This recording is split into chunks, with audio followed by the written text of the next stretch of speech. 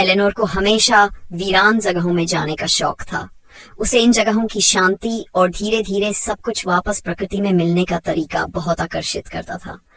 जब उसने घने जंगल के बीच बने पुराने ब्लैकवुड असाइलम के बारे में सुना तो उसे लगा कि उसे वहां जरूर जाना चाहिए। वहां कई भयानक हत्याएं हुई थी, मरीजों के मुंह सिल दिए गए थे, उनके शरीर अजीब अजीब तरीकों से मुड़े हुए पाए गए थे।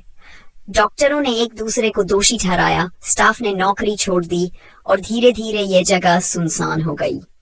एलेनोर एक फोटोग्राफर थी जिसे डरावनी और रहस्यमयी जगहों की तस्वीरें लेना पसंद था। ये जगह उसके नए प्रोजेक्ट के लिए बिल्कुल सही थी। वह शाम ढलने से ठीक पहले वहां पहुंची। उसके पास बस एक कैमरा और एक टॉर्च थी। सामने खंडहर बना असाइलम खड़ा था। उसकी खिड़कियां काले खाली गड्ढों की तरह दिख रही थी। टूटी हुई दीवारों पर बेलें चढ़ चुकी थी और हवा में सड़ी लकड़ी और नमी की गंध थी। जैसे ही उसने अंदर कदम रखा, पुरानी लकड़ियां चरमराने लगी। हर तरफ धूल थी और कभी कभी कोई अनदेखा जीव कोनों में भागता नजर आता। उसने कुछ तस्वीरें खींची और आगे बढ़ी। जैसे जैसे वह अंदर गई, उसने नोटिस किया कि वहां कोई ग्राफिटी नहीं थी। आमतौर पर छोड़ी गई इमारतों पर लोगों के निशान होते हैं, लेकिन यहाँ सब कुछ एकदम साफ था। वह कांप उठी लेकिन आगे बढ़ी। हर तरफ सन्नाटा था, इतना गहरा कि उसके कदमों की गूंज भी डरावनी लग रही थी। तभी उसने कुछ सुना, एक फुसफुसाहट। पहले उसे लगा कि यह हवा की आवाज होगी, लेकिन यह अलग थी, जैसे कोई धीरे धीरे बातें कर रहा हो। उसने कैमरा उठाकर देखा, लेकिन वहां कुछ नहीं था। वह और आगे बढ़ी।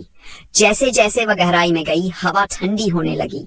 उसकी सांस सफेद धुएं जैसी दिखने लगी और हवा में एक अजीब सी धातु जैसी गंध थी, जैसे खून की। फिर उसे वह कमरा मिला। ये बाकी कमरों से बड़ा था। बीच में एक पुराना जंग लगा हुआ बिस्तर था। दीवारों से जंजीरें लटकी हुई थी और फर्श पर अजीब निशान बने हुए थे। वह धीरे से अंदर गई। उसका पैर किसी चीज से टकराया। एक पुरानी पीली डायरी। उसने उसे उठाया और पन्ने पलटे। अंदर लिखावट बेतरतीब और डरावनी थी, जैसे किसी ने जल्दी जल्दी लिखी हो। शब्द पढ़कर उसके रोंगटे खड़े हो गए। वे यहाँ हैं, वे देखते हैं, वे इंतजार करते हैं, मत बोलो। एलेनोर ने घबरा कर निकल लिया। फिर उसके पीछे से एक आवाज आई।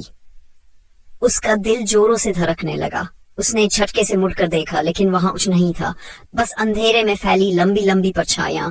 उसने हिम्मत जुटाकर डायरी की आखिरी पंक्तियां पढ़ी। वहां सिर्फ एक ही वाक्य बार बार लिखा था, शांति से दूर रहेंगे। तभी उसे अपनी गर्दन के पीछे किसी की सांस महसूस हुई। वह जम गई।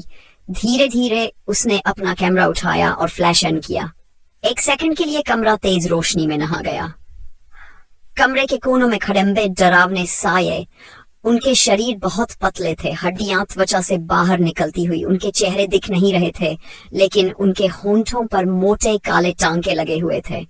फिर अंधेरा लौट आया। वह सांस नहीं ले पाई, हिल भी नहीं पाई। फिर किसी का ठंडा हाथ उसके बाजू से छू गया।